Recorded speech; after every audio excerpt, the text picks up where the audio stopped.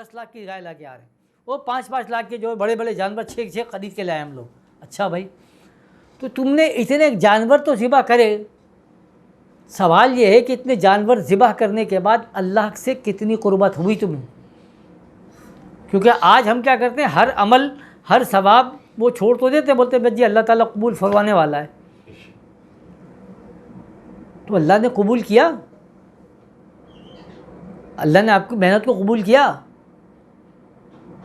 یار ایک چھوٹا سا، آج آپ کہیں پر جاب کرنے چلے جاؤ یا آپ کہیں پر مزدوری کرو، تو مزدوری پوری محنت کرنے کے بعد آپ بولو بس یہ انشاءاللہ تعالیٰ سیٹھ ہمارا قبول فرما لے. دوسرے دن آ کے میں پوچھوں آپ کے سیٹھ نے قبول فرمایا تو آپ کا جواب کیا ہوگا؟ اگر آپ کو پیسہ ملا ہوگا اس محنت کے وجہ سے یا آپ کو اپائنٹمنٹ لیٹر مل گیا تو آپ بولو گے ہاں قبول ہو گیا. تو دیٹ مینس کہ قبولیت آپ کو محسوس تو ہو، نظر تو آئے. تو آپ نے اگر 18 گائے قربان کر لی، ہر سال 4 گائے قربان کر لیتے ہو، ہاں سال کے اندر جو ہے وہ 25 عمرے کر کے آ گئے بھائی، سال کے اندر 10 عمرے کر کے آپ آ رہے ہو. تو سوال یہ کہ سب کچھ کر کے آ گئے تو قربانی سے قرب ربانی ہے نا. آپ کو اللہ کا قرب کتنا حاصل ہوا، کتنا اللہ کے قریب ہوئے؟ تو جواب کیا ملتا ہے؟ 0. یعنی جتنے ماشاءاللہ جو ہوں گے نا، جو 2.5 لاکھ کے 5 لاکھ کے جانور قربان کر رہے ہیں، آپ کسی سے پوچھو کہ بھائی قربانی کا مطلب کیا ہے، معلوم ہے نا؟ ابھی تو اس کی ڈیفینیشنز اور آ گئی ہے کہ قربانی کہتے ہیں کس کو. پہلی بات تو یہ ہے کہ جانور کو ذبح کر لے کے آدمی خوش ہو گیا کہ قربانی ہو گئی. مولا علی مطلب ہے نا ہمارے سامنے، تو مثالیں پیش کرتے ہیں نا. قربانی جیسے حضرت قبلہ عالم نے کیا فرمایا کہ اپنی ضرورت سے زیادہ چیز کو دینا جو ہے وہ قربانی نہیں ہے. مطلب آپ کو 2 روٹی کی بھوک ہے، آپ کے گھر میں 3 روٹیاں پک گئیں، ایک مانگنے کے لیے آ گیا، آپ نے وہ 1 روٹی جو ایکسٹرا تھی وہ اٹھا کے کیا کیا، اس کو دے دیا. آپ نے بولا جی میں نے قربانی، یہ قربانی ہے کیا؟ نہیں. قربانی کیا ہے؟ آپ کی 2 روٹی کی بھوک ہے، آپ 2 دن سے بھوکے ہیں، آپ کھانے بیٹھ گئے، کوئی مانگنے والا آ گیا، اس میں سے آپ نے 1 روٹی اس کو اٹھا کے دی. کیا مطلب ہوا؟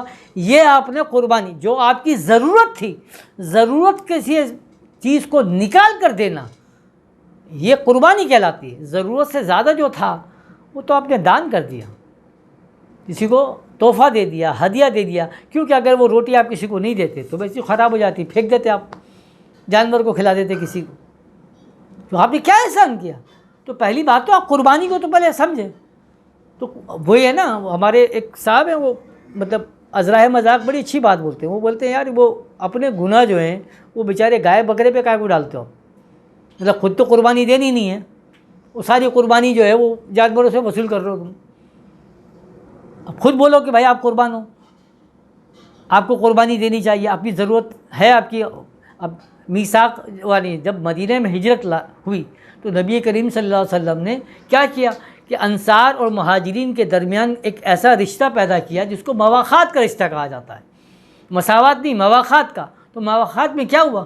اپنی جو ضرورت تھی اس میں سے صحابہ کرام نے قربان کر کے اپنے ساتھیوں کو دیا نا. تو دیٹ از دا قربانی. لیکن آج کیا کیا ہے؟ آج ہماری صرف توجہ کیا کی کہ اس قربانی پہ دے دیا کہ کسی جانور پہ ڈالو، جانور پہ قربان کرو. اچھا آپ قربان کرو تو قربان کرنے کے بعد اس جانور کا کرنا کیا ہے؟ جو کاٹا ہے وہ بھی اٹھاؤ اپنے فریج میں ڈالو اور پھر اب کے بعد اپنے پیٹ میں ڈالو. تو حصول کیا ہوا پھر؟ ایک گوشت آپ بکرے کا آج خریدنے جاؤ گے نا تو 1300 روپے کلو مل جاتا ہے. یہی گوشت آپ نے جب بقرعید میں بکرا کرا تو وہ 3000 سے 3500 روپے پر کے جی پڑتا ہے بکرے کا گوشت. ابے تو بھائی اتنا مہنگا گوشت خرید کر تم نے لے کر بھی آ گئے، سب کچھ کر دیا، اس کے بعد اپنے پیٹ میں ڈالنا تھا تو بہتر یہ تھا کہ وہ 1300 روپے کلو کا گوشت خرید لیتے نا یار، جان چھڑا دیتے اس کو. لیکن نہیں. تو عزیزان من، بات کیا ہے کہ پہلے تو ہم قربانی کی بات کو جو ہم نے کہا، دیکھیں قرآن کریم کی ایک آیت کو میں پڑھتا ہوں. قرآن کریم میں قربانی کو جو بیان کیا گیا، اب حدیث سے تو ہم بہت ساری باتیں کر رہے ہیں، پہلے تو ہم قرآن کو تلاش کر لیں. قرآن کیا فرماتا ہے؟ قرآن فرماتا ہے کہ جب تم احرام کی حالت میں ہو، کس کی حالت میں ہو بھائی؟ احرام کی حالت میں ہو، تو شکار نہ کرو، یہ نہ کرو، وہ نہ کرو. پھر اللہ فرماتا ہے کہ اس طرح کا چوپایا جسے تم میں 2 معتبر شخص مقرر کریں، قربانی کرے، اور یہ قربانی کعبے تک پہنچائی جائے. کہاں پہنچائی جائے؟ کعبے تک پہنچائی جائے. یا اگر وہ قربانی نہیں کر سکتا تو اس کے برابر یعنی مسکینوں کو کھانا کھلائے یا اس کے برابر روزہ رکھے. پھر اگر اللہ فرماتا ہے کہ اللہ نے عزت کے گھر یعنی کعبے کو لوگوں کے لیے موجب امن قرار دیا ہے، یعنی امن کی جگہ قرار دیا ہے، اور عزت کے مہینوں کو اور قربانی کو اور ان جانوروں کو جن کے گلے میں پٹے بند ہوں، یہ اس لیے کہ تم جان لو کہ جو کچھ آسمانوں میں ہے اور جو کچھ زمین میں ہے سب اللہ جانتا ہے. پھر آگے اللہ فرماتا ہے تاکہ تم اپنے فائدے کے کاموں کے لیے حاضر ہو. کہاں؟ حرم شریف میں. کہاں؟ خانہ کعبہ میں. اور قربانی کے ایام معلوم ہیں، یعنی کن دنوں میں قربانی کرنی ہے. تو اللہ فرماتا ہے ہم نے ہر امت کے لیے قربانی کا طریق مقرر کیا ہے تاکہ جو مویشی چارپائے اللہ نے ان کو دیے ہیں ان پر اللہ کا نام لو، سو تمہارا معبود ایک ہی ہے تو اسی کے فرما بردار ہو جاؤ. اور قربانی کے اونٹوں کو بھی ہم نے تمہارے لیے شاعر مقرر کیا ہے، ان میں تمہارے لیے فائدے ہیں. تو قربانی کرنے کے وقت قطار باندھ کر ان پر اللہ کا نام لو. جب وہ پہلو کے بل گر پڑیں تو ان میں سے کھاؤ اور قناعت سے بیٹھے رہنے والوں اور سوال کرنے والوں کو کھلاؤ. خود کھاؤ اور جو قناعت سے بیٹھے رہنے والے ہیں اور جو اللہ کا نام لینے والے ہیں ان کو کھلاؤ. اور ہم نے تم کو مسجد حرام سے روک دیا اور قربانیوں کو بھی کہ اپنی جگہ پہنچنے سے رکی رہیں. اور اگر ایسے مسلمان مرد اور عورت، اور اگر تم کو آگے اور پڑھتے چلے ہیں اور پڑھتے چلے ہیں، ساری قربانی کا ذکر اللہ کیا فرماتا ہے کہ اللہ نے تمہیں حکم دیا کہ تمہاری جو قربانیاں ہیں وہ کہاں پر جائیں؟ حرم کے اندر جائیں، خانہ کعبے تک پہنچیں تو وہ تمہاری قربانی. اسی لیے قربانی کو حج کا لازم جز قرار دیا ہے نبی کریم صلی اللہ علیہ وسلم نے. کہ قربانی جو اصل میں ہے، جس کو جانور کی ذبح کی بات کر رہے ہیں، یہ اصل قربانی تو کہاں پر ہے؟ تو حرم شریف کے اندر ہے. کہ جب آپ حج اور عمرہ کرتے ہیں تو وہاں پر جو قربانی کی جاتی ہے اصل قربانی تو وہ ہے. ہم کیا کرتے ہیں؟ اس کی یاد میں قربانی کرتے ہیں. اسی لیے کیا ہے کہ جب ایام قربانی آتے ہیں تو ہمارے پاس یہ فتویٰ ہے کہ بھائی آپ اگر قربانی کی نیت رکھتے ہیں تو آپ کو کیا چاہیے کہ آپ ناخن نہ کٹوائیں، آپ بال نہ کٹوائیں، آپ یہ نہ کٹوائیں، یہ نہ کریں، وہ نہ کریں. کیوں؟ کیونکہ آپ جو ہے وہ قربانی کرنے ہیں. تو کسی صاحب سے بھی پوچھیں گے، کوئی معلوم کریں کہ مطلب یہ کہاں پر ہے، سب آپ کو بتائیں گے. اسی لیے کہ یہ ایام جو ہے وہ ایام حج کے ہیں. تو جو حجاج کرام قربانی کر رہے ہیں، جس کو اللہ نے فرمایا کہ تم کو چاہیے کہ اپنے جانوروں کو لے کر حرم شریف تک جاؤ، وہاں پر جا کر قربان کرو، خود بھی کھاؤ، جو وہاں کے قناعت پسند لوگ ہیں، جو اللہ والے ہیں، ان کو بھی کھلاؤ. تو یہ آپ کو ان سے نسبت رکھنے کے لیے کیا ہے کہ آپ ناخن نہ کاٹیں. آپ جس طریقے سے احرام کی حالت میں بال نہیں کاٹتے، آپ کو بال نہیں کاٹنا چاہیے. نبی کریم صلی اللہ علیہ وسلم نے جب قربانیاں فرمائی نا، آپ نے بھی قربانیاں کی، تو آج ہمارے سوال جو ہے وہ یہ نہیں ہے کہ بھائی آپ بکرے کاٹے نہ گائے کاٹے نہیں کاٹے. آپ کو ہمت ہے آپ کاٹیں. سوائے فقہ حنفی کے اندر جو ہے وہ صرف قربانی واجب ہے، باقی کسی فقہ کے اندر قربانی واجب نہیں ہے. مطلب ہمارے شافعی میں، حنبلی میں، مالکی میں، وہاں پر جو ہے وہ نفل کے طور پر ہے. یعنی آپ نے کر لیا تو آپ کو ثواب ملے گا، نہیں کرا تو کوئی گناہ نہیں ہے. مگر ہمارے پاس کیا ہے کہ اگر آپ جو ہے وہ صاحب حیثیت ہے تو آپ کے وہ جو ہے کرنا لازم ہے، نہیں کریں گے تو گناہ گار ہے. وہ فقہ نفی میں ہے، باقی کسی فقہ میں نہیں ہے. تو فقہ نفی میں کسی نہ کسی لاجک کی وجہ سے واجب کر دیا گیا ہوا کہ بھائی آپ کے لیے نزدیک واجب ہے. چلو واجب ہے. جو ہمارا سوال صرف یہ ہے کہ وہ قربانی کا سفر جو مینڈے سے شروع ہوا تھا تو مینڈے پہ کیوں نہیں ختم ہوتا؟ تو کیا آپ لوگوں کو بتا سکتے ہیں؟ بتائیں، ان کی تعلیم تو کریں کہ اللہ کے نبی نے پھر قربانی کے جانور کے لیے جو اہمیت جو آج ہم بیان کرتے ہیں کہ بھائی قربانی کے جانور کو جو ہے پہلے سے خرید کے لے کے آنا چاہیے، اس کو خوب پالنا چاہیے. کیونکہ نبی نے فرمایا کہ اپنے قربانی کے جانوروں کو حسین بناؤ، طاقتور بناؤ. تو اب حسین بنا رہے ہیں، طاقتور بنا رہے ہیں. پھر لن تنالوا البر حتی تنفقوا مما تحبون، اللہ نے فرمایا کہ جب تک تم اس کو قربان نہ کرو جو چیزیں تم سب سے زیادہ محبت کرتے ہو تو تم نیکی کو نہیں پا سکتے. تو جتنی زیادہ آپ کی محبت ہوگی اپنے جانور سے تو اتنے مشکل ہوتا ہے اس کو قربان کرنا. تو اسی لیے اللہ نے جو طریقہ کار رکھا تو وہ کیا ہے کہ آپ جانور کو لے کر آؤ، گھر میں پالو پوسو، اس کو نہلاؤ دھلاؤ، اس کی خدمت کرو تاکہ آپ زیادہ اٹیچ ہوں اس جانور سے. جتنا زیادہ اٹیچ ہوں گے اتنی زیادہ آپ کی اس سے محبت پڑے گی. تو پھر ہم کو بولتے ہیں کہ بھائی اس سے زیادہ آپ کو نیکیاں ملتی ہیں، کیونکہ جتنا زیادہ آپ کے پاس جانور سے محبت ہے. بالکل صحیح ہے. تو اب وہ قربانی کے ٹائم پر آئے گا. یہ باتیں بالکل صحیح ہیں کہ ایسا ہی کرنا ہے. لیکن پھر ہم یہ پوچھ رہے ہیں کہ جب قربانی جو ہے وہ قرب ربانی ہے کہ اس سے اللہ کا قرب حاصل ہونا چاہیے، تو کیا اللہ کا قرب آپ کو حاصل ہوا ان سب سے؟ جیسے نوافل جو ہے وہ قرب نوافل کہلاتے ہیں کہ جتنے نوافل آپ نماز پڑھیں گے نا، دیکھو آپ نماز پڑھیں، آپ کو بولو فرض نماز پڑھنی ہے، تو آپ کیا کرو گے؟ نماز پڑھو گے تو اس میں بے دلی سے بھی پڑھو گے، دلی سے بھی پڑھو گے. ابے یار نماز پڑھنی لازمی ہے مجھے. فرض نمازیں پڑھنا آدمی یا تو دل سے پڑھ رہا ہوگا یا بے دلی سے پڑھ رہا ہوگا، بہت سارے. لیکن آپ اگر نوافل پڑھ رہے ہیں، تہجد میں اٹھ کر نوافل پڑھ رہے ہیں، تو نوافل کیا ہے؟ نوافل وہ نماز ہے جس کو نہیں پڑھنے سے آپ کو گناہ نہیں ملے گا، مگر آپ پڑھ رہے ہیں تو اس کا مطلب کیا ہے کہ واقعی اللہ سے آپ کو رابطہ قائم کرنا ہے، آپ کو محبت ہے. تو اسی لیے جتنی نوافل آپ پڑھتے ہیں اتنا اللہ سے قریب ہوتے ہیں. اسی لیے آپ کی ذہن کھلتا ہے، آپ کا بیان کھلتا ہے، آپ کا دماغ کھلتا ہے. تو وہ آپ کو محسوس ہوتا ہے کہ یہ قرب نوافل جو ہے وہ قرب ربانی ہے. بالکل اسی طریقے سے جب آپ قربانی دے رہے ہیں تو وہ قرب ربانی ہونا چاہیے، یعنی اللہ کے قریب کرنا چاہیے آپ کو. تو ہم جائزہ لیں کہ جب ہم 6 گائے کاٹ رہے ہیں، 5 لاکھ کی، 6 لاکھ کی، 10 لاکھ کی، اس کے بعد اللہ سے ہم کتنا قریب ہوئے اور اپنے ڈیپ فریزر سے کتنا قریب ہو گئے، باربیکیو سے کتنا قریب ہو گئے، سب بس. تو آپ کو اللہ کا قرب کیا ملا؟ اتنا پیسہ ضائع کر کے آپ کو ملا کیا پھر اللہ سے؟ اور کیا ہر حال میں اسی طرح کی قربانی رہی ہیں؟ شعبہ ابی طالب میں بھی تو نبی کے اس میں قربانیاں کی نا، کہ جب کھانے کو کھانا نہیں تھا چمڑے بھون بھون کے کھائے جا رہے ہیں. آخری ایام میں جب آپ نے یعنی کیے تو آپ نے 2 مینڈے ذبح کیے، 2 مینڈے ذبح کیے. آپ نے فرمایا کہ ایک مینڈا جو ذبح کیا آپ نے فرمایا کہ محمد بن عبداللہ کی طرف سے.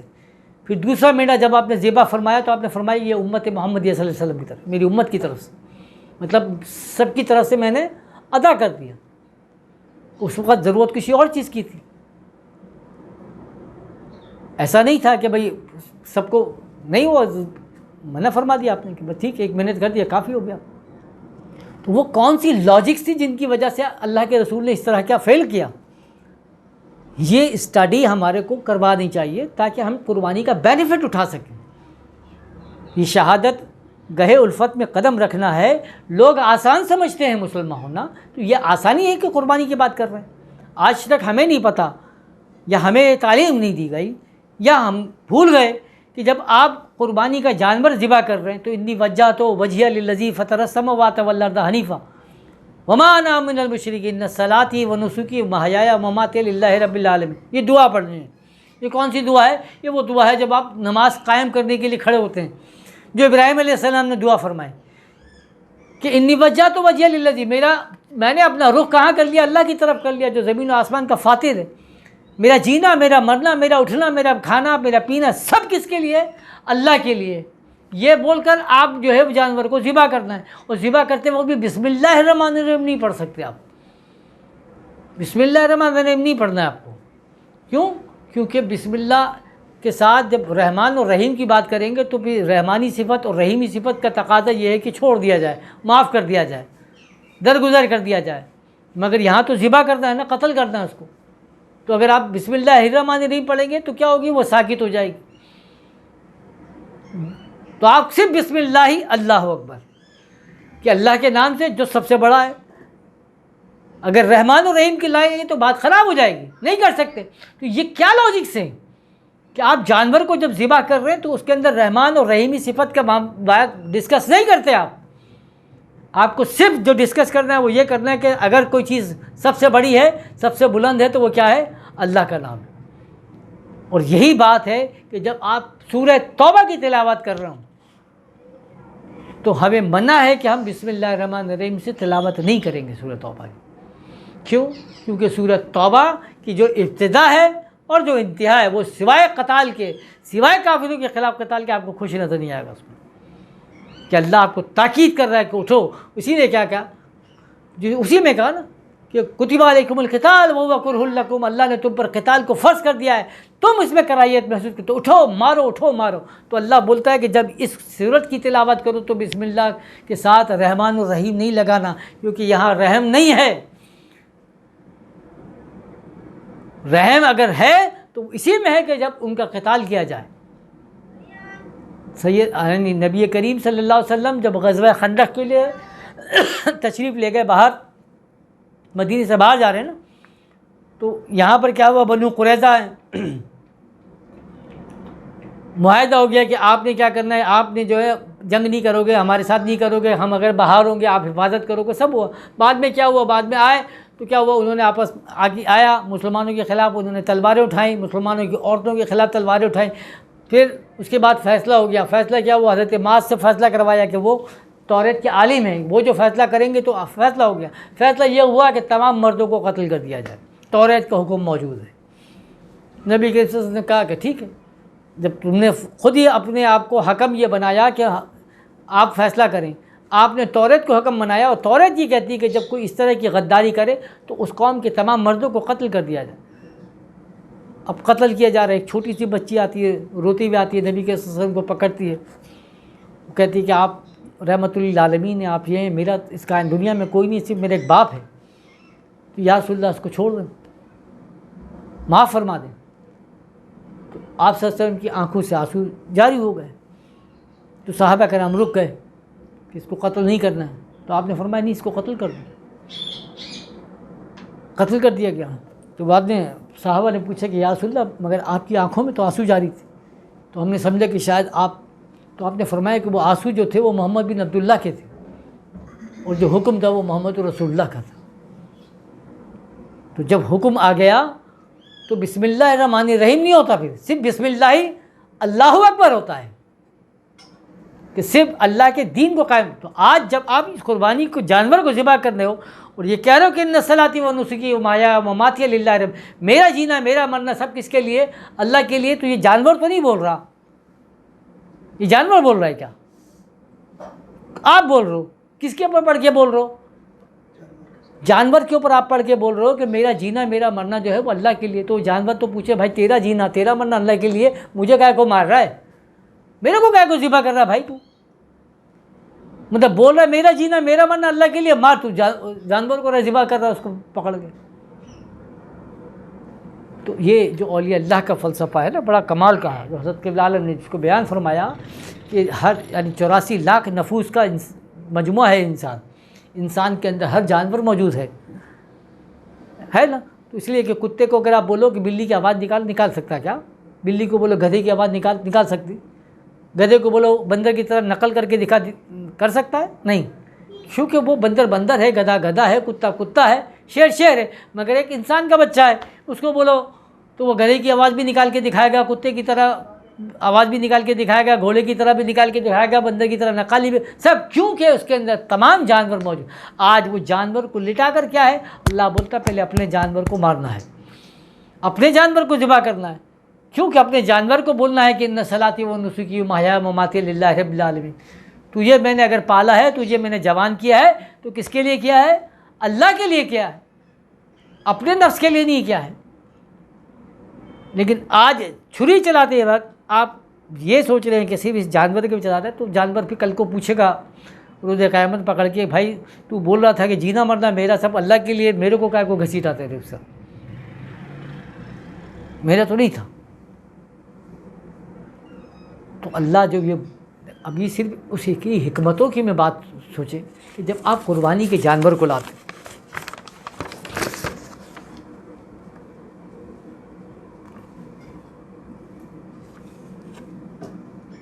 قربانی کے جانور کو ہم جب لاتے ہیں تو جو حکایات یا جو روایات ہمارے پاس ہیں کہ آپ اس جانور کو لے کر آئیں، اس کو پالیں، پوسیں، جوان کریں، اس سے محبت پیدا کریں،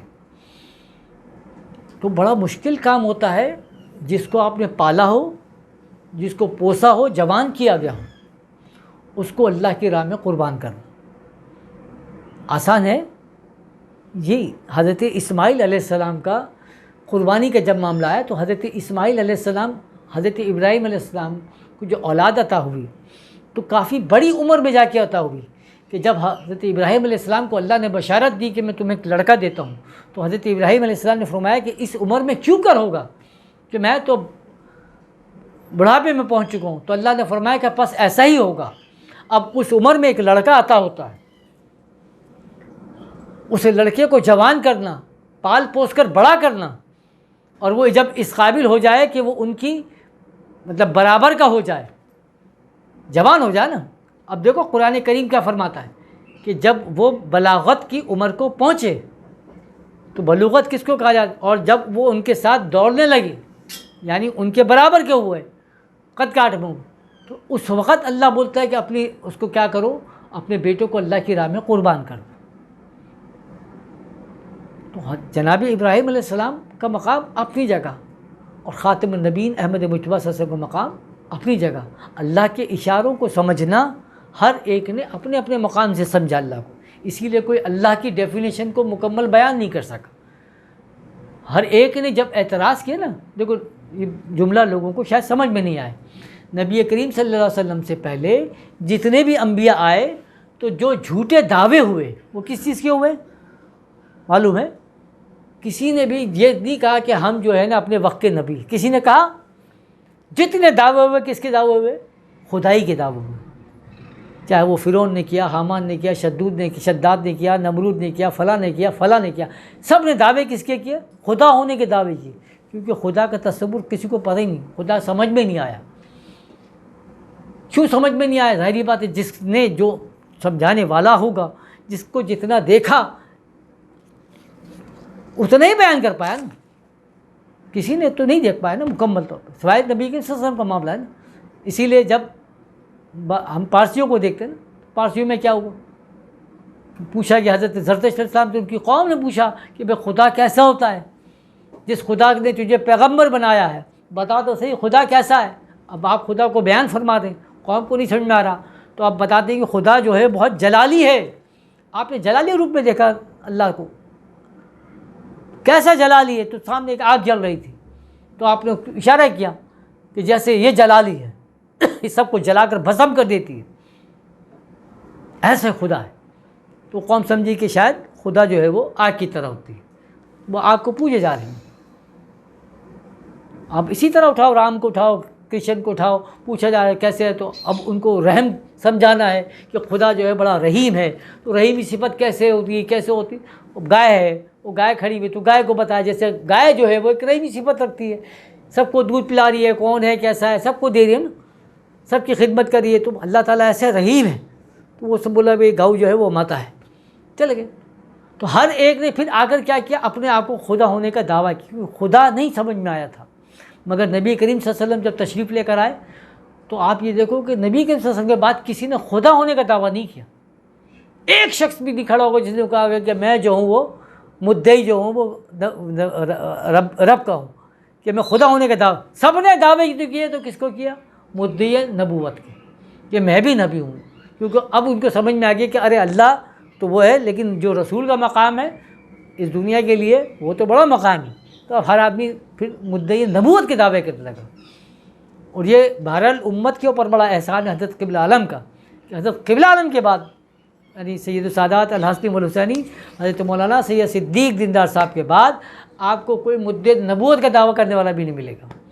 کیونکہ آپ کے بعد لوگوں کو سمجھ میں آ گیا کہ مدعی نبوت کرنا کیا ہے, وہ اصل میں امتی سے چھوٹا مقام ہو جاتا ہے. اگر آپ کو یہ پتہ چل جائے کہ امتی کا مقام بڑا ہے تو کبھی آپ جاہل آدمی نبوت کا دعویٰ ہی نہیں کرے. تو ایسی جب وہاں پر قوم کو سمجھ میں آ گیا کہ خدا ہونے کا دعویٰ کرنا کیا ہے اور رسول اللہ کا کیا ہونا, تو اسی طریقے سے جب ابراہیم علیہ السلام کو اللہ نے اشارہ دیا کہ اولاد کو قربان کرنا ہے, تو آپ فزیکلی اولاد کو قربان کرنے کے لیے لیا ہے نا, فزیکلی اسماعیل علیہ السلام کو قربان کرنے کے لیے لیا ہے, فزیکلی قربان کرنے کے لیے لا کے لٹا دیا اور ذبح کرنا چاہا. تو اللہ نے کیا کہا, اس کو روک دو, یہ بھائی یہ قربانی نہیں چاہیے. ہم کیا سمجھے تم ابراہیم, کیا سمجھے, کیا خواب دکھایا تھا, کیا سمجھ میں آیا؟ تو اللہ نے فرمایا کہ ہم نے چھوڑ دیا اس کو، روک دو، وَتَرَكْنَا عَلَيْهِمْ فِي الْآخِرِينَ، اس کو آخرین کے لیے چھوڑ دو۔ آخرین کو یہ بات سمجھ میں آئے گی کہ اللہ کی راہ میں اولاد کو ذبح کرانے کا مطلب کیا ہوتا ہے۔ یہ نہیں ہوتا کہ اٹھاؤ لے جا کے مقتل خانے میں لٹا دو، اس کے بعد چھری چلا دو۔ ارے اللہ کی راہ میں ذبح کرانے کا مطلب یہ ہوتا ہے کہ پھر وہ اللہ کے دین کے لیے اٹھے گا، اللہ کا علم لے کر اٹھے گا، پھر کوئی میدان کو نہیں چھوڑے گا، پھر وہاں پر وہ ذبح بھی ہوگا۔ اور ہوا نا، دیکھا تو وہ ہے نا کہ اسلام زندہ ہوتا ہے ہر کربلا کے بعد۔ تو آج دیکھا نا کہ اسلام کے لیے ذبح ہوگی نا، پورا خاندان اولادوں کو ذبح کر کے دکھا دیا، بتا دیا کہ وہ جو صلاح بالجبین، کہ جو ماتھے کے بل لٹایا تھا اپنی اولاد کے اوپر چھری چلوا دی، تو کیسے چلوائی چھری؟ وہ ایسے ہی چلوا کے دکھائی کہ یہ دین کی کام ہے، ایسے تھوڑی کہ لے جا کے میں اٹھا کے اپنے بچے، نہیں۔ تو اللہ نے کیا فرمایا؟ ترکنا علیہم فی الآخرین، ابراہیم اس کو روک دو، اور ہم نے دمبے سے تمہارا فدیہ ادا کر دیا۔ تمہارے خواب جو دیکھا، تمہاری جو خواہش تھی، وہ کوشش تھی، وہ پوری ہو گئی، اس پہ ختم۔ اور وہ ادا اتنی پسند آئی کیونکہ محنت تو کی نا آپ نے، آپ کے خلوص میں تو کوئی شک نہیں، کام تو کیا۔ وہ اللہ نے اس خلوص کو، اس کاوش کو اتنا مقبول کیا کہ سوائے مسلمانوں کے کسی اور، یعنی نہ عیسائیت میں نہ یہودیت میں اس رسم کو قائم رکھا، صرف رکھا تو اسلام میں رکھا، اور ایسا رکھا کہ اس کو حج کا رکن بنا کر چھوڑا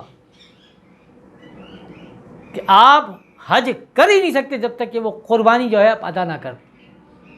کیا قربانی؟ کیونکہ ابراہیم علیہ السلام نے کی، مگر یہ ابراہیم علیہ السلام کی رسم ہے، اور جو نبی کریم صلی اللہ علیہ وسلم کی جو قربانی کی رسم ہے وہ کیا ہے؟ وہ صرف مینڈھا گائے بکرا نہیں ہے۔ اسی لیے میں نے پہلے کہا نا کہ ہر جو ہے حلال جانور کی قربانی ہے کیا؟ نہیں ہے، صرف پالتو جانور کی قربانی الاؤ ہے۔ پالتو جانور سے مطلب جو ڈومیسٹک جانور ہوتے ہیں، وہ جانور جو وائلڈ ہوتے ہیں، بھلے وہ حلال ہوں، ان کی قربانی نہیں ہوگی۔ پالتو سے مطلب یہ کہ جو آپ سے اٹیچڈ ہیں، جو آپ کے ساتھ کلوز ہے، جن کے ساتھ آپ کا رشتہ ہے۔ جب بدر کا مقام آ رہا ہے تو حضرت عمر کے سامنے کون کھڑا ہے؟ ان کا سگا ماموں کھڑا ہے نا۔ سیدنا ابو بکر صدیق رضی اللہ کے سامنے کون کھڑا ہوا ہے؟ ان کا سگا بیٹا کھڑا ہوا ہے۔ تمام صحابہ کرام، ادھر صحابہ کرام کھڑے میں تو ان کے سامنے کون ہے؟ کسی کا سگا باپ ہے، کسی کا ماموں، سگا بھائی، سگا چاچا، وہ کھڑے ہوئے۔ یہ سگے رشتے جو آپ کے قریب ہیں، جو پالتو ہیں، جو آپ کے ساتھ اٹیچ تھے، ان کو اللہ کی راہ میں قربان کرنا۔ اور آپ قربان کرنے کا مطلب کیا ہو؟ کہ آپ قتل کر رہے ہو ان کو، اور یہ بتا کر قتل کر رہے ہو کہ ہم تمہیں اپنی ذاتی وجہ سے قتل نہیں کر رہے، ہم اپنے ذاتی مفادات کی قتل نہیں کر رہے، بلکہ کس کے لیے قتل کر رہے ہیں؟ اللہ اور اس کے رسول کے لیے، اللہ کے دین کے لیے ہم قتل کر رہے ہیں۔ اس لیے کہ ان صلاتی و منسکی مایا، مولا علی کا جو بڑا مشہور واقعہ ہے نا، کہ ایک محاذ کے مقام پر کیا ہوا کہ کافر جو ہے اس سے لڑائی ہو رہی ہے، کافر کے سینے پہ چڑھ گئے، اب قریب تھا کہ آپ اس کو مار دیں، تو اس نے کیا کیا؟ تھوک دیا۔ جب تھوک دیا تو آپ ہٹ گئے، تو اس کافر نے بولا کہ ارے ہٹ گئے، جبکہ تمہیں تو شدید غصہ آنا چاہیے تھا کہ ایک تم مطلب میں تم سے جنگ کرتا ہوں، دوسرا میں نے تم پر تھوک دیا، تو بجائے اس کے کہ تم مجھے بے دردی سے مارو، تم مجھے چھوڑ کے چلے جاتے ہو۔ تو آپ نے کیا فرمایا کہ پہلے جو لڑائی تھی، پہلے جو جنگ تھی، پہلے جو غصہ تھا، وہ اسلام کے لیے تھا، اللہ کے دین کے لیے تھا، اب اس میں میرا نفس شامل ہو گیا۔ جب تو نے مجھ پر تھوکا تو اس میں کیا ہوا؟ میرا اپنا بھی غصہ شامل ہو گیا۔ تو اللہ کیا فرماتے کہ لا تشرک باللہ، اللہ کے ساتھ کیا ہے؟ شرک نہیں کرنا۔ کیا مطلب؟ کہ جب اللہ کے دین کا کام کر رہے ہو تو اپنی ذاتی انا کو قربان کرنا پڑے گا نا، اپنی ذاتی خواہشات۔ آج مولوی صاحب کو بیچارے کو لا تشرک باللہ کی ڈیفینیشن بولو تو وہ مزارات پہ شروع ہوگا، مزارات پہ جا کے ختم ہو جائے گا۔ ارے کام مزارات، کون سے مزارات؟ یہاں اللہ بولا لا تشرک باللہ، اللہ کے یعنی اس کام میں بھی کہ جہاں تم قتل کرنے کے لیے تیار تھے اور قتل کر دیا جاتے، مطلب یا تو تم قتل کر دی جاتے یا تم قتل کر دیتے، مگر وہاں پر اگر تمہارا ذاتی غصہ شامل ہو گیا تو وہ شرک ہو گیا اللہ کی راہ میں۔ چھوڑ دے، ان صلاتی و نسکی و مایا مماتی للہ، میرا جینا میرا مرنا کس کے لیے؟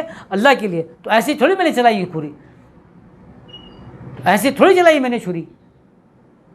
آپ چلا کے پھر کیا ہوتا ہے؟ جب اللہ کی راہ میں قربان ہونے کا ٹائم انسان کا آیا تو وہاں پر ذاتی انا، ذاتی خواہشات، ذاتی مفادات، یہ سب جو تھے وہ آپ کے ساتھ اٹیچ ہیں۔ پھر آپ بولتے ہیں ہم شرک نہیں کر رہے۔ مطلب شرک کیا مطلب؟ یہ بتوں کو جو ہے اٹھا کے یوں پوجنے پاجنے کا نام ہی شرک ہے کیا؟ اسی طرح قربانی کرنے کا مطلب کیا ہے؟ کہ صرف جانور قربان کرنے کا نام قربانی؟ مطلب جو قربان کرنے والا کھڑا ہے یا جو اپنے نام جو قربانی کر رہا ہے، جب اس نے چھری پھیری، ہاتھ روک کے سے پوچھو یہ تو چھری تو پھیر کے قربان کر رہا ہے، پہلے یہ بتا تو نے اپنی خواہشات کو کتنا قربان کیا؟ تو گورنمنٹ آفس کے اندر کام کر رہا ہے یا پرائیویٹ آفس میں، جہاں بھی تو کام کر رہا ہے یا جو بھی تو ٹھیکیداری کا کام کر رہا ہے، کچھ بھی کر رہا ہے، تو نے مطلب نیت کر لی کہ آج سے میں نے جو ہے وہ اپنے 2 نمبر کام کو بھی آج قربان کر دیا، اس کے ساتھ ساتھ کیا کیا نیت کر کے تو نے قربان کی یہ بتا۔ وہ بولے گا نہیں یہ تو مجھے نہیں پتہ، وہ تو بس مولوی صاحب نے بولا تھا کہ جانور کو ذبح کرنا ہے، تو وہ اب تو نیٹ سے وہ دعا پڑھ لیتے ہیں، اس کے بعد قربان کرنے والا کون ہوتا ہے؟ قربان کرنے والا کسائی ہوتا ہے، یعنی جو چھرا چلاتا ہے وہ ذبح کرنے والا موسٹلی اب آپ دیکھیں گے وہ کون چلا رہا ہوگا، وہ چاقو چلانے والا وہ قصائی ہوگا، اور وہ قصائی جو ہے وہ الحمدللہ جو ہے وہ 99% جو ہے نا اس کے منہ میں گٹکا ہوگا، پان ہوگا۔ اس سے پوچھے تو ذبح کرنے کے لیے آیا، مطلب تو باوضو ہے، تو نے آج صبح کی نماز پڑھی تھی، عید کی نماز پڑھ کر آیا تھا؟ نہیں بھائی، وہ تو بولا میں تو رات سے یہیں بیٹھا ہوا ہوں بھائی، وہ کہاں جاؤں گا اتنے میں، تو میرے سارے کسٹمر نکل جائیں گے، وہ بیچارے یہاں بیٹھ۔ تو آپ مطلب آپ کی مت ماری گئی، آپ اپنے جانور کو ذبح کروا رہے ہو، اتنا مہنگا جانور لائے، اللہ کے لیے لائے، اللہ کو قربان کروانے کے، خود توفیق نہیں ہے کہ آپ خود ذبح کریں اس کو۔ اب ذبح بھی کسے کروا رہے ہو؟ اس سے کہ جس کی نہ نماز کا پتہ، نہ روزے کا پتہ، نہ وضو کا پتہ، وہ منہ میں گٹکا دبا کے وہ کیا پڑھے گا بسم اللہ اللہ اکبر، وہ بولتا ہے یار آپ پڑھ لو، آپ پڑھ لیتے، پھر وہ صرف چاقو چلا دیتا ہے۔ ابے کم از کم اسی رسم کو جو ادا کر رہو اس کو صحیح طریقے سے تو ادا کر لو۔ وہ گٹکے والا، وہ مین پوری والا جو ہے وہ چاقو چلا کے تمہارے کو بولتا ہے یہ ذبح ہو گیا، یہ لے جائیے آپ، وہ آپ کو دے دیتا ہے، آپ بڑے خوشی سے آگے اور سب کو بتا دے گا اللہ کی شکر ہے کہ آج آپ نے 3 جانور قربان کر دیے، مگر اپنے اندر کا ایک جانور قربان نہیں کر سکا انسان، ایک جانور قربان نہیں کر سکا۔ تو میں نے پہلے کہا نا کہ جو اللہ کے رسول نے کیا فرمایا، اپنے قربانی کے جانور کو حسین بناؤ، طاقتور بناؤ، تو صرف اس جانور، ارے بھائی جو جن جانوروں کو یعنی جن لوگوں کو تم نے قربان کروانا ہے، جن کو میدان میں لے کر جانا ہے، ان کو کتنا حسین بنایا آپ نے، کتنا طاقتور بنایا، جس کے لیے اللہ نے فرمایا کہ اے ابراہیم، اب دیکھو یہ آیات میں 2 جملے اس کی ضرور سناؤں گا، اگر جو لوگ عربی سے تھوڑی واقفیت رکھتے ہیں نا ان کے لیے بڑی امپورٹنٹ ہے، کہ جو سورۃ صافات جو اکثر پڑھی جاتی ہے نا اسی حوالے سے۔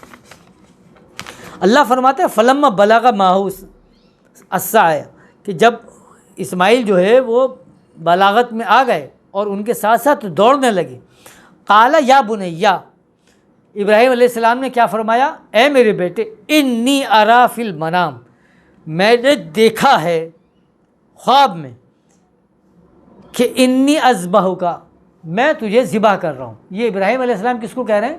اسماعیل علیہ السلام کو، کہ میں نے دیکھا، خواب میں دیکھا، کیا دیکھا؟ کہ میں تجھے ذبح کر رہا ہوں۔ یہ نہیں فرمایا کہ مجھے اللہ کا حکم ہے، یہ تو حالانکہ نہ اللہ نے کہا کہ میں نے ان کو حکم دیا تھا، یہ بھی دیکھیں اہم بات بتا رہا ہوں میں، نہ اللہ نے کہا ہے کہ میں نے حکم دیا تھا کہ تم اسماعیل کو ذبح کرو، یہ ابراہیم علیہ السلام نے فرمایا کہ میں نے خواب میں دیکھا کہ میں تم کو ذبح کر رہا ہوں۔ فانظر، پس میری طرف دیکھ، ماذا ترا، اور یہ بتا کہ تو نے کیا دیکھا۔ میں نے دیکھا کہ میں تجھے قربان کر رہا ہوں، کیا تو نے بھی دیکھا کہ تو اللہ کی راہ میں قربان ہو رہا ہے؟ بات سمجھ میں آئی کہ قربان کرنے کے لیے، قربان ہونے کے لیے اللہ سے تعلق کا ہونا ضروری ہوتا ہے، ورنہ پھر وہ جماعت اسلامی والا جہاد ہو جاتا ہے جس میں صرف فساد پیدا ہوتا ہے۔ وہ نا افغانستان کے اندر جہاد ہوا، کتنا چل رہا تھا کہ جی جہاد ہے، جہاد ہے، جہاد ہے، جہاد جہاد جہاد، تو جن کے دلوں میں جہاد کی تڑپ ہے وہ تو بیچارے اپنے خلوص کے ساتھ گئے۔ آخر میں کیا ہوا کہ جب وہ 20 سال گزر گئے، سب کو اپنا اپنا حصہ مل گیا، تو پھر بعد میں پتہ چلا کہ یہ جہاد جو تھا وہ فساد تھا صرف، اسی لیے جو مجاہدین تھے وہ دہشت گرد ہو گئے، کوئی تھا نہیں نا، وہ تو جب تک فنڈ آ رہا تھا، جب تک فنڈ آتا رہا، جب تک مطلب امدادیں چلتی رہیں، اس وقت ہم مجاہد رہے، جیسے فنڈ ختم ہو گیا تو ختم ہو گیا۔ تو ایسا نہیں ہوتا، تو اللہ ابراہیم علیہ السلام اپنے بیٹے کو بولتے ہیں کہ میں نے دیکھا ہے کہ میں تجھے ذبح کر رہا ہوں، اب تو بتا کہ تو نے کیا دیکھا، تجھے اللہ نے کیا بتایا ہے۔ آج ہم قربانی کی بات کر رہے ہیں نا، تو اب میں نے پہلے کہا نا کہ یہ قربانی جو چل رہی جانوروں کی قربانی کرتے تو آپ اپنی جگہ پہ جیسے بھی، یہ ٹھیک ہے جو بھی کر رہے ہو کرو، اس سے کوئی غرض نہیں، لیکن سوال یہ کہ اس کے فلسفہ کو کتنا سمجھا آپ نے، کیا آپ اپنے جانور کو قربان کر رہے ہو؟ یا اسماعیل علیہ السلام کو جو اللہ نے دکھایا ہے کہ وہ اپنی اولاد کو ذبح کر رہے ہیں، جس کے بعد کیا ہوا، اسماعیل علیہ السلام کو لے کر آئے تو اللہ نے کیا فرمایا، چھوڑ دو اس کو، آپ بھائی روک دو، یہ آنے والے لوگ کریں گے، وہ بتائیں گے کہ اولاد کو ذبح کرنے کا مطلب کیا ہوتا ہے۔ پھر آنے والے وقتوں میں اسلام نے لا کر بتایا کہ کیسے ذبح ہوتا ہے نا۔ یعنی غزوہ احد کا مقام ہے، ایک عورت بھاگتی چلی آ رہی ہے، پتہ چلا ہے کہ نبی کے صلی اللہ علیہ وسلم شہید کر دیا گیا، خبر اڑ گئی نا، جب آپ کے دندان مبارک شہید ہوئے تو بھاگتی آ رہی ہے، پوچھا کہاں جاتی ہے، کہا میدان میں جاتی ہوں، تو کہنے لگا ارے تو میدان میں جا رہی ہے، تیرا باپ شہید ہو گیا۔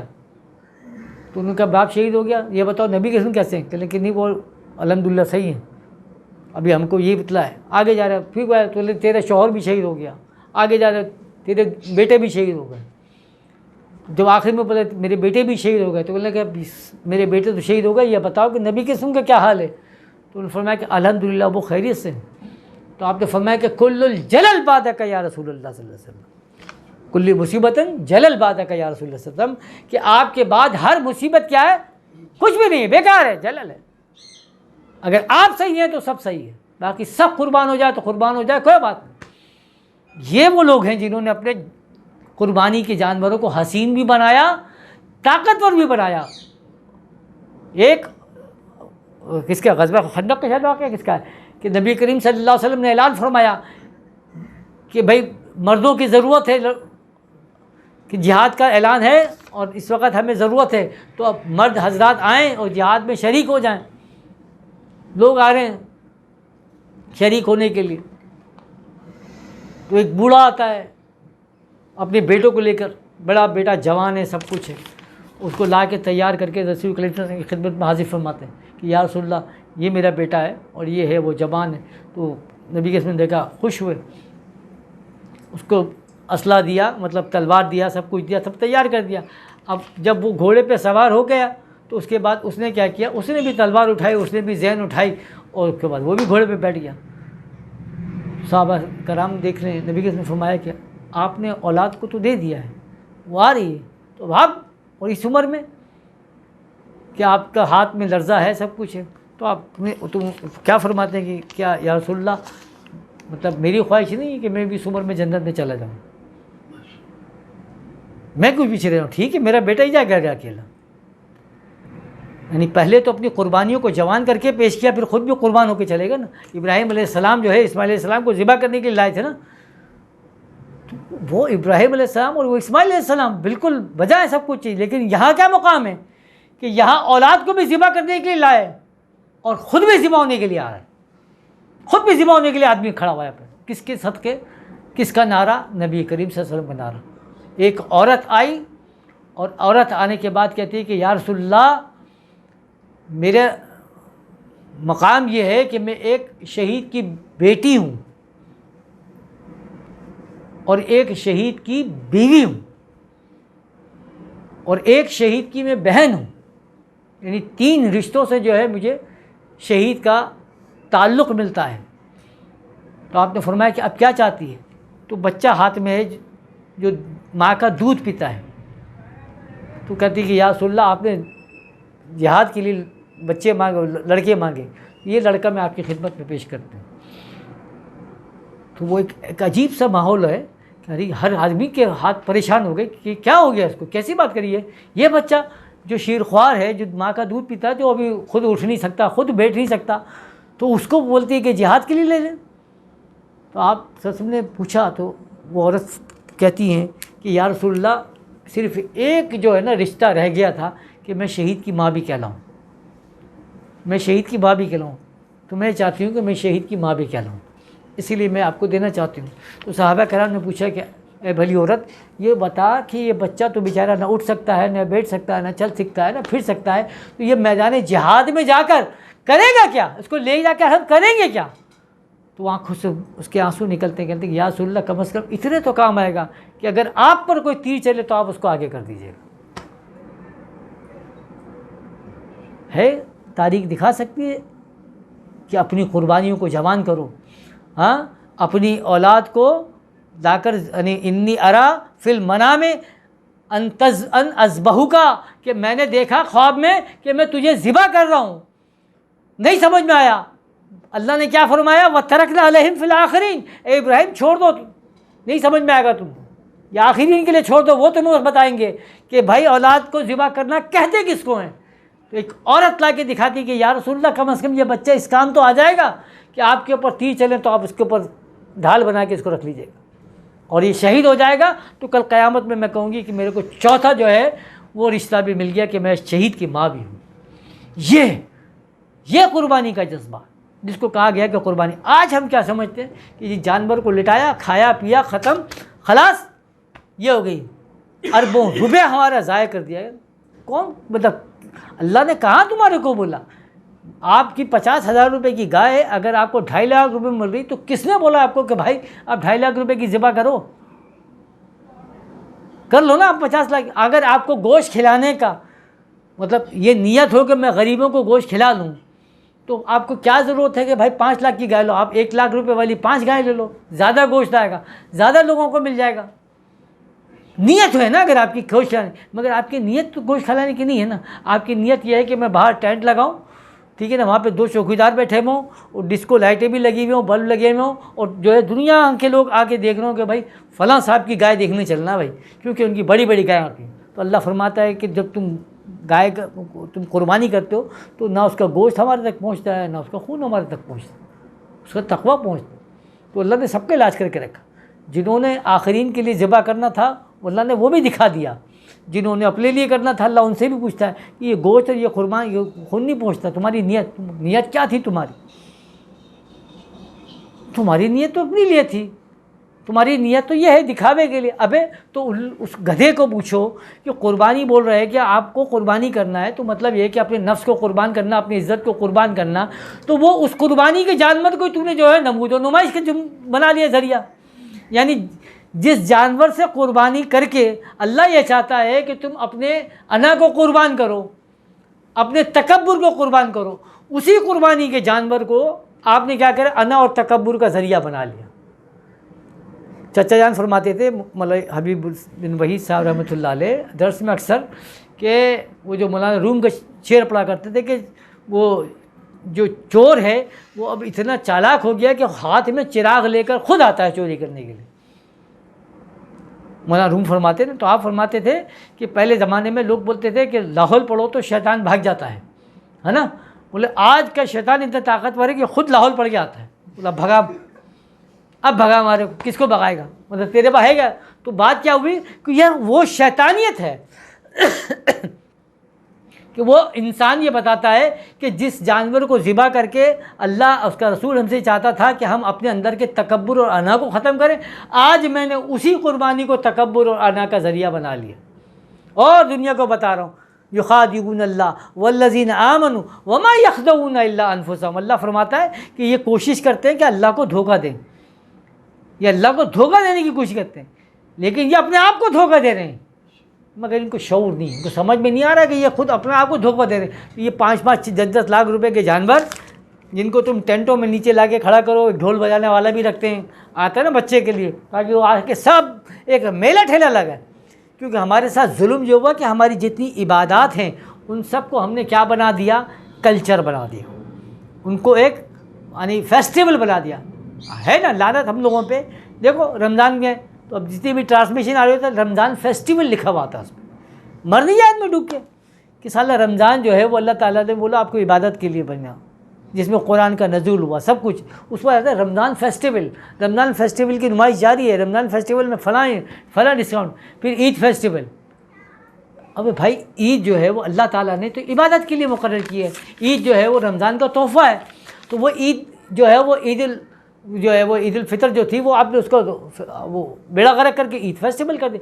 یہی قربانی کی عید آئی، جب عید قربانی کی آئی تو کیا ہوا، تو اس کو بھی کیا کر دیا آپ نے فیسٹیول، کیونکہ فیسٹیول ہوگا نا، اتنی بڑی گائے لانی، اتنے بڑے جانور لانے، فیسٹیول ہو گیا۔ تو افسوس کیا ہے کہ اب دیکھو نا یہ جو عید ہے اس کو آپ نے بولا قربانی کی عید، قربانی کی عید، بالکل قربانی کی عید ہے۔ اب اس کے بعد سے وہ بقرہ عید ہو گئی، بقر کہتے ہیں گائے کو، بقرہ عید ہو گئی۔ یہ سارے مطلب گریجولی امپرومنٹ ہوتی رہی، جیسے جیسے حالات تبدیل ہوتے گئے تو وہ کیا نام اس کا تھا، عید الاضحیٰ، جو احادیث میں وہ عید الاضحیٰ ہے۔ ہم عید الاضحیٰ تو کر نہیں سکے تو پھر کیا ہوا، وہ بقرہ عید ہو گئی۔ پھر عید قرباں بھی کہلانے لگی کہ یہ قربانی والی عید، عید قرباں عید، عید بقرہ عید ہو گئی، پھر اس کے بعد بڑی عید ہو گئی۔ تو ظاہری بات ہے وہ جو میٹھے والی عید ہے، جو حلوے والی عید ہے، وہ تو چھوٹی ہے۔ اب جہاں قربانی دینے کی بات آئے گی تو اللہ بولتا ہے یہ تو بڑی عید ہے۔ بڑی عید کب ہے؟ جب قربانی، تو آپ نے وہ بڑی عید کو چھوڑ، بڑی عید بھی بن گئی، قربانی کی عید بھی بن گئی، بقرہ عید بھی بن گئی، مگر عید الاضحیٰ نہیں بن سکی۔ تو اضحیٰ کس کو کہتے ہیں؟ روشن ہونے کو، پھیلنے کو۔ تو اللہ کیا فرماتا ہے کہ یہ جو عید کا دن، یعنی جو قربانی کا دن ہے، تو اس سے کیا ہوگا؟ پھیلے گا، اسلام پھیلے گا، دین پھیلے گا۔ اس دین پھیلنے کے نتیجے میں جو قربانی ادا ہوتی ہے وہ کیا کہلاتی ہے؟ عید الاضحیٰ۔ اس کو کہا جاتا ہے عید الاضحیٰ۔ تو ہم نے بولا کہ یہ عید الاضحیٰ منانا تو بڑا مشکل ہے، تو ہم نے اس کو کیا کر دیا؟ بولا کہ صرف گائے کاٹ کے جان چھوڑاؤ، بقرہ عید کر لی، بڑی عید کر لی۔ تو قرآن جو والشمس والضحیٰ، سورج کی قسم، جب وہ پھیلتا ہے تو عید الاضحیٰ، اور عید کس کو کہتے ہیں؟ بار بار لوٹ کر اعادہ کرنے والی، ریپیٹ ہونے والی۔ تو اللہ نے فرمایا کہ یہ عید الاضحیٰ ہے، یعنی حج جب آپ قائم کرتے ہو، حج کے جب ختم ہوا تو آپ کو بولا قربانی دینے کا ٹائم شروع ہو گیا۔